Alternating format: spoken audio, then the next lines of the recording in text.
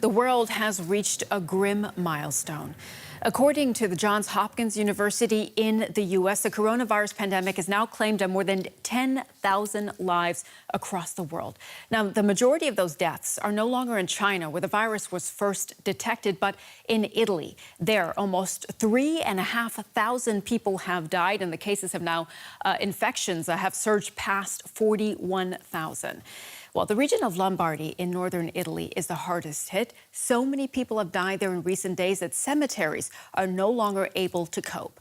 But Lombardy isn't the only flashpoint. Hospitals across the country are running out of space, and doctors and nurses say they cannot manage for much longer. Italy is racing against time to provide more intensive care beds like this. Here in Rome, the newly built Columbus COVID-2 unit is already taking patients, and more dedicated hospitals are on the way. Officials fear the dire situation in Italy's north could soon start heading south. On Thursday, Italy surged past China as the country with the most coronavirus dead. A milestone marked with grim images of army trucks transporting hundreds of coffins from the worst-hit region of Lombardy. As the death toll mounts, those trying to help the living are struggling to cope. We're working in a state of very high stress and tension. Psychological stress has gone through the roof. Unfortunately, we can't contain the situation in Lombardy. There's a high level of contagion, and we're not even counting the dead anymore. And the strict lockdown has left the most vulnerable patients all alone. The greatest problem which is emerging these days, I would say, is that the patients can't be visited by their relatives and often die on their own. As Italy's corona crisis explodes, China has sent medical teams and equipment to help. But the Chinese Red Cross says their hard-won advice is not being heeded. Here in the city of Milan, which is in the hardest-hit region, you don't have a very strict lockdown policy. The public transport is still working, and people are still moving around, and you're still having dinners and parties in hotels, and you're not wearing masks. Italian streets are empty, but for many, they're haunted by the prospect of more army trucks and more bodies. All right, for more on this story, we can speak now to correspondent Seema Gupta. She's standing by in Rome. Hi, Seema. We heard that criticism from this Chinese Red Cross worker there, that people are not heeding this lockdown. They're still out and about on the streets. Is that true? Well, what we're seeing here in Rome is that people do keep that social distance, that 1 meter or more space right in front of the supermarket. The lines are long simply because of that space. People, though, are still going about in terms of taking a walk or going for a jog. I think part of it is because they feel, OK, I'm taking the precaution in terms of space. And also there's a frustration of being indoors all the time. But because we're seeing these massive numbers in terms of the number of people that have succumbed to COVID-19 and the fact that this disease, this infection spreads with such speed, they're now calling on everyone to change even that. Doctors and officials are saying, do your sport at home, don't go out. They're calling for a staggering of supermarket timings so that there's a limit of people moving out and about to get their essential supplies. The authorities are saying if everyone is responsible, we can actually do our part. Now, in Lombardy in particular, the president of the region is calling on the authorities to bring in the army and enforce the lockdown. They want a closure of public offices as well as building sites. And to give you an idea, the hospital administrator in the hardest hit town of Bergamo is telling the people in Milan it's better to isolate than to be dead. And so clearly bringing out a very important message, as well as mayors in these smaller towns, please stay at home. Well, Italy is really struggling to cope, Seema, and we heard the Prime Minister today calling on the European Union to unleash what he called the full firepower of its rescue fund for countries that are struggling. Just briefly, is Italy getting enough support from Brussels and its European partners? Well, what they're saying is that you had the ECB coming in and buying up those bonds, which clearly, in a way, does help the markets. But as Prime Minister Conte has said, this is a shock to the system without any precedent. And so he wants the European Union to use that 500 billion fund in order to help the economy here in Italy. And other European leaders are calling for the same, a united way of dealing with this. All right. Correspondent Seema Gupta reporting for us there from Rome. Thank you very much. Now, here in Germany, the country's disease control center is reporting that the number of cases has jumped again. The Robert Koch Institute says there are now 13,957 people infected with the virus and 31 people have died. Earlier this week, Chancellor Angela Merkel appealed to Germans to stay indoors to help slow the spread of the disease. Since then, more and more senior figures say Germany needs a mandatory lockdown. One city has already taken that step. Empty streets, a sight Freiburg will have to get used to after the authorities announced a 2-week lockdown. It's the first German city to order residents to stay at home. Many are now asking themselves if the whole country could be stuck indoors soon, including Sarah and her friends, who are out enjoying the sun together, despite the appeals not to. It's probably better so people don't get infected, and the hospitals are already overstretched. But it's hard to imagine in a country with so many people like Germany. So you're not thrilled? Absolutely not. Most of those gathering in the park know they shouldn't, a fact they find hard to accept. In this residential area nearby, many are staying at home, but it's hard. I'm not doing well. I'm going to cry. Because I can't see my children. You say something. It's a real shame that we can't see our children, and especially our grandchildren. But we accept it. We do what we're supposed to. We're keeping our distance. Keeping distance. Berlin's Brandenburg Gate is pretty empty, and those we spoke to expect a lockdown. It'll be here in a few days. That's why we're out now. The town of Heinsberg is a coronavirus hotspot in Germany. The mayor is appealing for reason. High-risk groups are self-isolating. They only go out to the doctor. The others restrict their movement to a minimum. They drive to work and buy essentials. The threat of a lockdown is weighing on people's minds. We're experiencing the biggest loss of personal freedom since the Second World War. 2 weeks ago, there were soccer matches with 50,000 fans. It's not easy to change so radically from one day to the next. The government is trying appeals. If they don't work, bans on going out will follow. 3 communities in Bavaria are under lockdown. The state premier says that soon could be expanded to the entire state. Now is the time to make decisions. We have put some measures in place and hope that they work. But no one should be under any illusions. We're determined to do what it takes, and that could mean a lockdown. Freiburg has taken that decision. The lockdown goes into force on Saturday.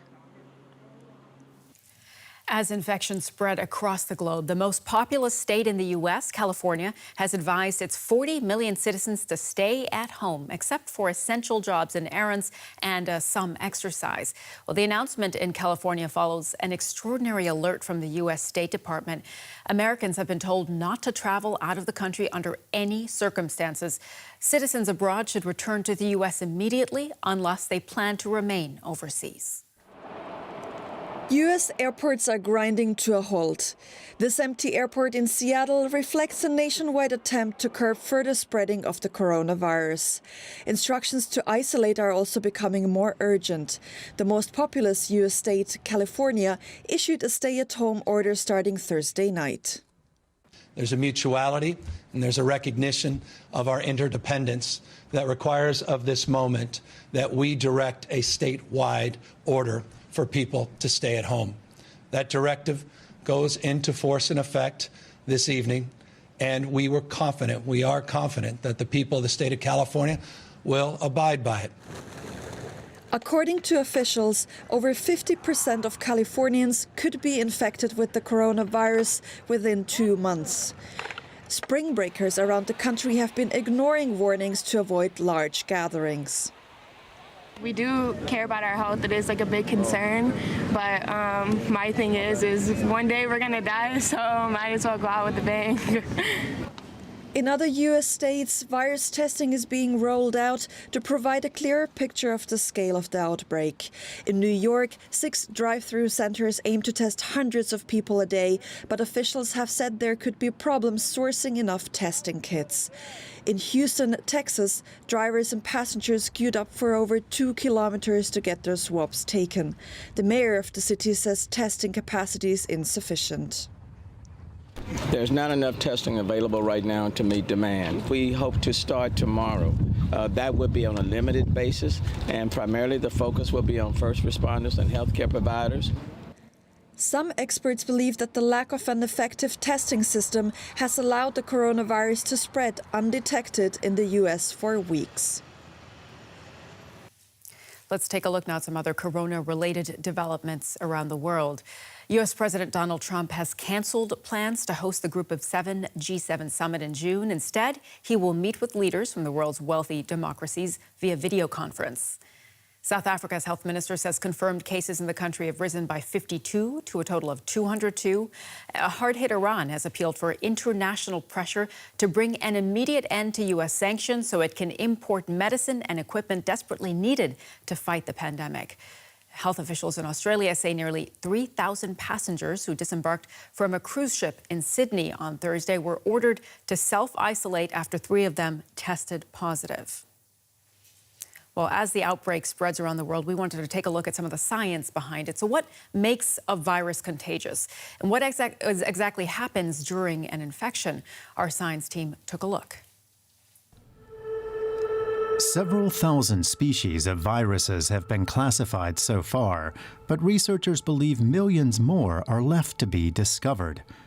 Only a tiny fraction, just a few hundred, cause disease in humans.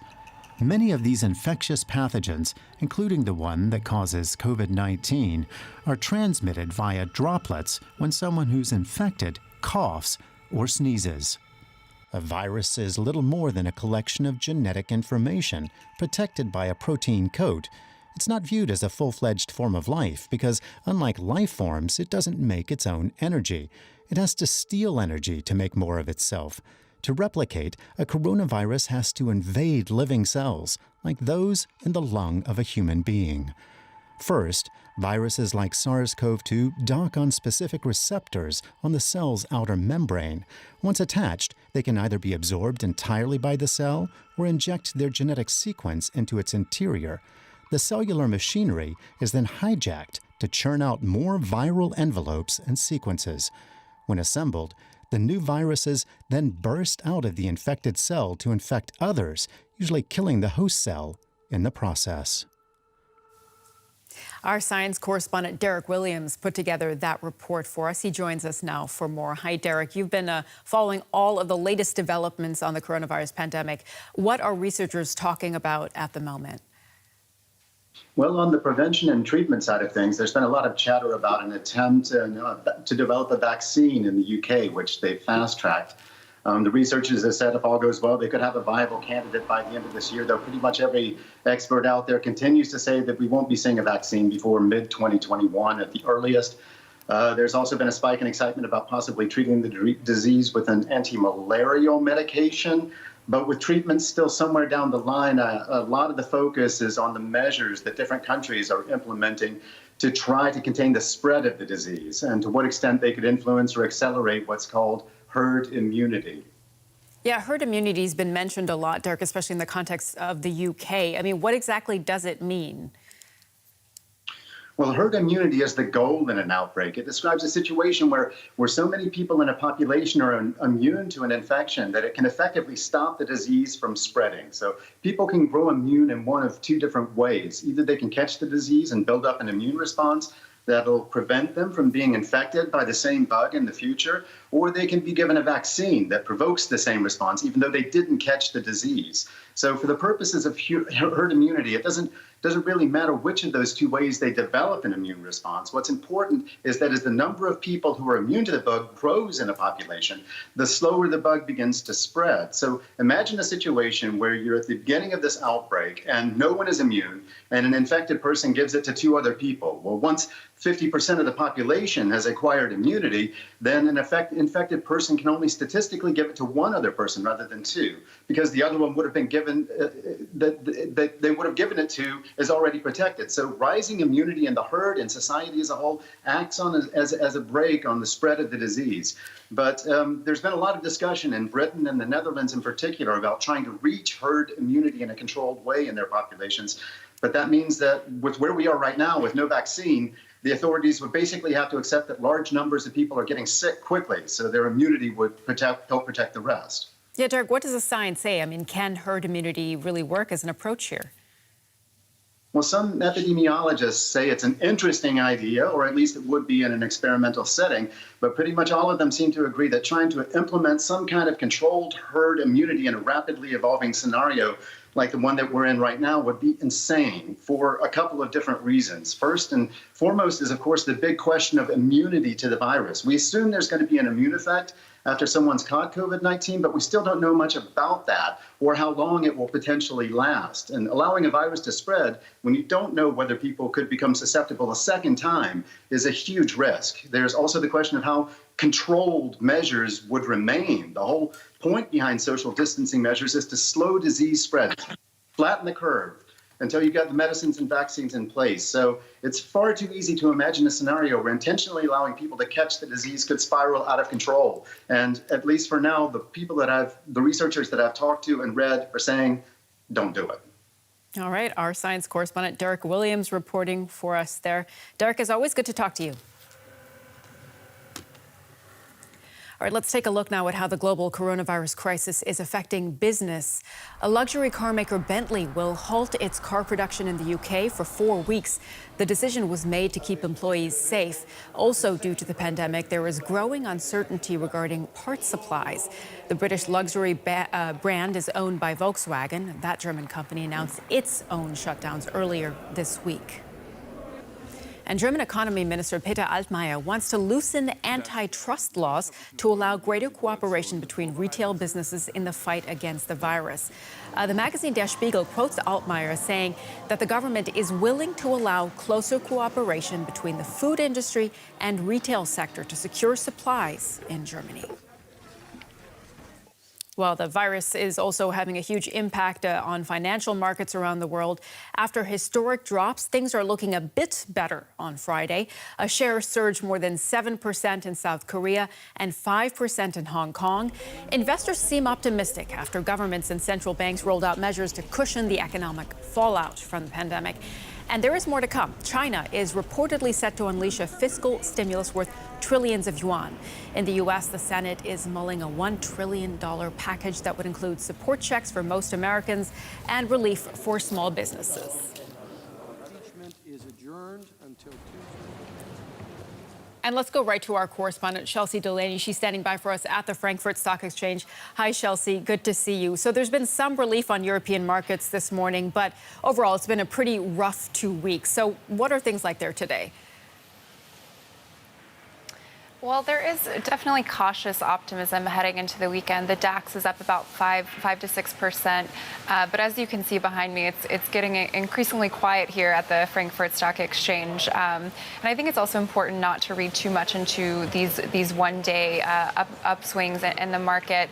The economic impact of the virus is going to be severe, and we still don't know how severe it's going to be because we don't know how long the outbreak and the measures that governments are having to take to contain it are going to last. But over the past week, we've just been seeing so much activity on the behalf of governments and central banks. We've seen 31 central banks come in the past 5 days and cut interest rates. Governments preparing trillions of dollars worth of stimulus, and that is helping to stabilize markets. Chelsea, there are also some concerns surrounding the U.S. dollar. Can you tell us more about that? Well, this story has been a little bit in the background, but it's extremely crucial because the dollar is really the foundation of the global financial system. It's not just the currency of the United States. It's the currency that when governments borrow money, when companies borrow money, when banks borrow money, they often borrow in dollars. If you're a global company, you often pay your receipts for supply chain things in dollars as well. And this week we've seen a lot of hoarding of dollars, but as people get out of the market and try and get cash, they've been buying a lot of dollars, and this means that all of these companies, all of these banks and governments aren't getting access to the dollars they need, and this could be, investors say, a systemic risk for the financial system at this point. We have seen the Fed take some actions in the U.S. to provide more dollars, but investors are still quite concerned about this shortage of dollars right now. All right, our markets correspondent Chelsea Delaney there for us. Thank you.